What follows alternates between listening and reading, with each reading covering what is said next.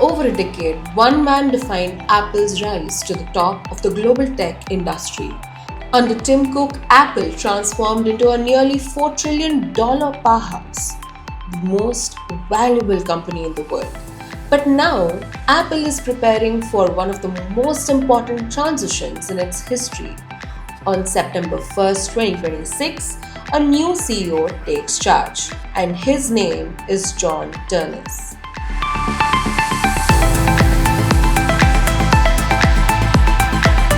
John Ternus is not a public-facing celebrity executive. He is, instead, something far more rare at this level, a career engineer. Ternus joined Apple in 2001, starting in product design.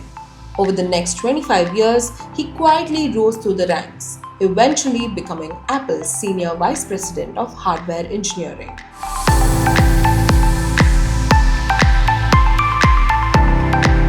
If you've used an Apple device in the past decade, there's a strong chance that John Ternus helped build it.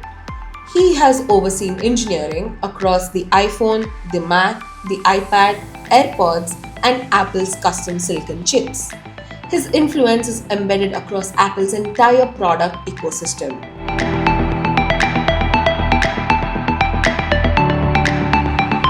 One of Ternus's most defining contribution was Apple's transition away from Intel processors to its own in-house chips. The launch of the M1 processor marked a turning point, delivering massive gains in performance and efficiency. It wasn't just a product upgrade, it was a strategic shift that gave Apple complete control over its hardware future. To understand what comes next, you have to understand what came before. Tim Cook was not a product engineer, he was an operator, a supply chain expert who optimized Apple's business to near perfection. Under Cook, Apple scaled globally, maximized efficiency, and expanded its service ecosystem, turning it into one of the most profitable companies ever.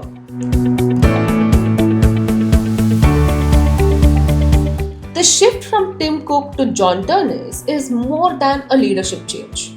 It represents a philosophical shift from operations to product, from execution to engineering. Apple is signaling that the next phase of its journey will be driven not just by scale, but by innovation.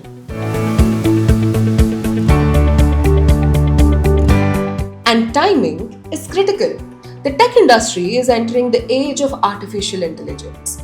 Companies across the world are racing to define the future of AI, from software platforms to devices powered by machine learning. Apple, despite its hardware dominance, has faced criticism for lagging behind in AI innovation. With John Ternus at the helm, expectations are clear. A tighter integration between hardware and AI, greater control over core technologies, and possibly a renewed focus on breakthrough products. Ternus represents a return to Apple's engineering roots, where product innovation drives everything else. Unlike many CEOs of global corporations, Ternus does not come from finance or consulting. He is a mechanical engineer by training. He built his career inside Apple, not outside it. And that continuity matters because Apple has always favored leaders who understand its culture from within. Online, the reaction to Ternus' appointment has been mixed. Some see this as exactly what Apple needs, an engineer leading the company in a product-driven era. Others question whether hardware expertise alone is enough in a world increasingly shaped by AI software. Some posts praise his role in Apple Silicon and core product development. Others pointed out the challenges ahead, especially in AI, a moment that reflects both optimism and uncertainty. For Apple, this transition is a calculated bet. A bet that the future of technology will once again be defined by devices, not just platforms. A bet that deep integration, hardware, software, and now AI, will be Apple's advantage, and a bet that an engineer can lead the transformation. Tim Cook built Apple into the most valuable company in the world. Now John Ternus takes over at a moment where the next wave of innovation is still being defined. The question is no longer about scale, it's about direction.